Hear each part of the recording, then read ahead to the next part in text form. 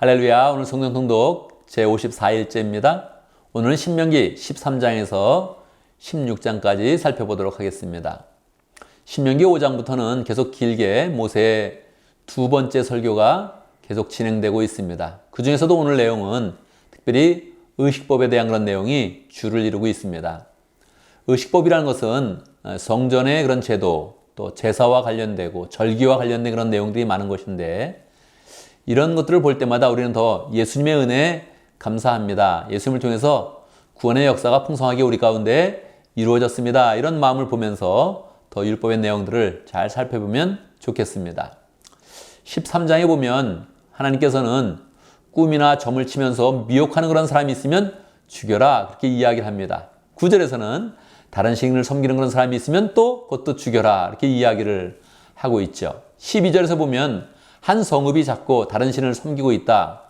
그래서 성읍 전체가 지금 이방신을 섬기고 있으면 너희들이 가서 그 성읍 전체의 그런 사람들을 다 죽여라. 심지어는 그 성읍 안에 있는 집 짐승들도 다 죽여라. 그렇게 이야기를 하고 있습니다. 여러분 죽이라는 그런 이야기가 나오니까 우리는 그 마음 가운데 하나님은 참 잔인하시다, 그런 생각을 자연스럽게 하게 되겠죠. 그런데 여러분 생각해 보십시오. 팔이 막 썩어 들어가서 그 팔을 자르고 있는 그런 의사가 잔인하다, 그렇게 이야기하겠습니까? 발이 썩어서 발을 좀 자르려고 수술하고 있는 그런 의사를 향해서 그 의사 참 잔인해, 그렇게 이야기하겠습니까? 그렇지 않죠. 그 의사는 살리려는 그런 의지를 더욱더 강하게 나타내고 있는 것이죠. 하나님도 마찬가지입니다. 우리가 우리의 그런 삶을 그대로 두면 다 죽게 됩니다. 우리는 다 죽는데 하나님께서 우리를 살리시려고 구원의 길로 계속 인도하시면서 영생을 얻지 못하게 하는 그런 나쁜 것들, 그것들을 지금 잘라내고 있다, 이렇게 생각을 하면서 하나님께서 우리를 정말 살리시려고 애를 쓰시는구나, 이런 마음으로 말씀을 잘 읽으면 좋겠습니다.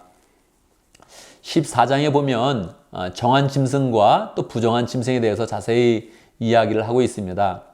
이것은 우리가 정한 것은 먹을 수 있고 부정한 것은 먹을 수 없다, 이렇게 지정을 해놓았는데, 우리가 어떤 것을 먹을 때에도 신경을 써야 된다는 것입니다. 하나님 앞에 거룩하게 살기 위해서는 어떻게 해야 할 것이냐, 이런 것들을 신경 써야 되니까 우리가 삶 가운데 먹는 것 하나라도 더 신경을 써야 된다, 이렇게 마음을 먹고, 특별히 하나님이 나누실 때는 정한 짐승은 예수님의 이미지가 있고 부정한 짐승에는 예수님이 싫어하는 그런 이미지가 있는 것입니다. 그래서 우리가 그런 삶 가운데서도 무엇을 먹든지 무엇을 하든지 예수님의 이미지를 가지고 예수님을 닮아가는 그런 삶을 살겠다, 이렇게 마음을 먹으면 좋겠습니다.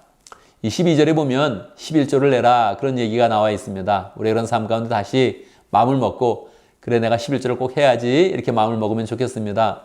이 18절에 보면 11조를 내라는 그런 말씀 외에 다시 3년마다 한 번씩 11조를 내라, 이렇게 이야기를 하고 있습니다. 이것은 3년마다 내니까 30분의 1조가 되는 것이죠. 그런데 이것은 가난한 사람들, 또 떠도는 그런 사람들, 고아와 가부들을 위해서 특별히 저축했다가 이것을 사용해라, 이렇게 이야기를 하고 있습니다. 그래서 우리가 그런 삶 가운데서 11조와 별도로 30분의 1은 우리가 구제헌금을 사용하겠다, 이렇게 마음을 먹으면 좋겠습니다.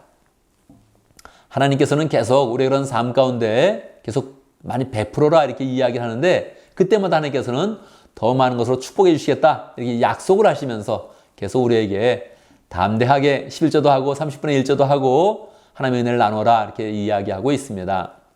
15장에 보면 안식년에 대해서 나오고 있습니다. 안식년이 되면 동족이 빚을 지었으면 빚을 면제해줘라, 이렇게 이야기합니다. 그리고 동족이 만약에 종으로 들어왔으면 해방시켜줘라, 이렇게 이야기를 하고 있습니다. 그래서 하나님께서는 이 사회 가운데 빚을 지고 종이 되는 그런 일이 있을 수 있다는 것을 알고 있지만, 동족이 그랬을 때 그것을 그냥 면제해줘서 이 사회가 계속적으로 어려운 사람의 문제를 해결해라, 그렇게 하고 있습니다. 만약에 그것을 지키면 너희가 꾸어주는 민족이 되겠고, 그리고 다른 민족을 다스리는 민족이 될 것이다, 그렇게 이야기하고 있습니다. 하나님은 계속 우리에게 축복을 약속하시면서 우리가 넉넉하게 그렇게 잘 살아야 된다, 이렇게 이야기를 하고 있는 것입니다.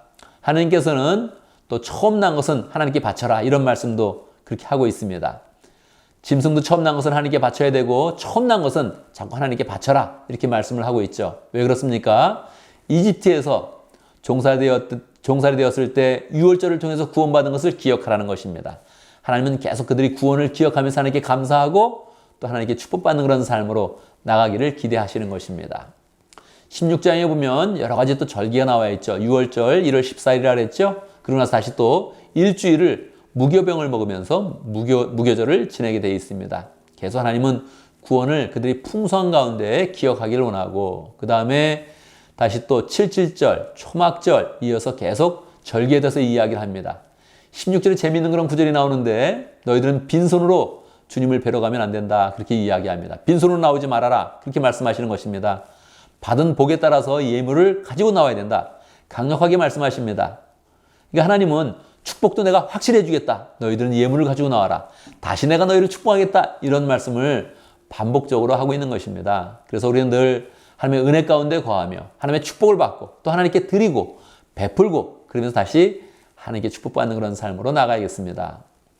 16장 18절에 보면 공정한 그런 재판에 대해서 이야기하죠. 뇌물을 받아서는 안 된다. 항상 하나님의 정의를 나타내라. 21절 아세라 목상을 세우면 안 된다. 석상도 만들면 안 된다. 그렇게 너희들이 우상을 숭배하지 않으면 하나님이 주신 그런 땅에서 축복된 그런 삶을 살 것이다. 나만 믿어라. 그렇게 하나님께서 말씀을 하고 있습니다. 이 절기와 음식과 여러 가지 그런 의식에 대한 그런 그 문제는 오늘날 우리의 그런 삶 속에 딱 지키진 않는 것이지만 우리의 그런 삶을 돌아보면 다 우리의 생활과 연관이 있는 것이죠.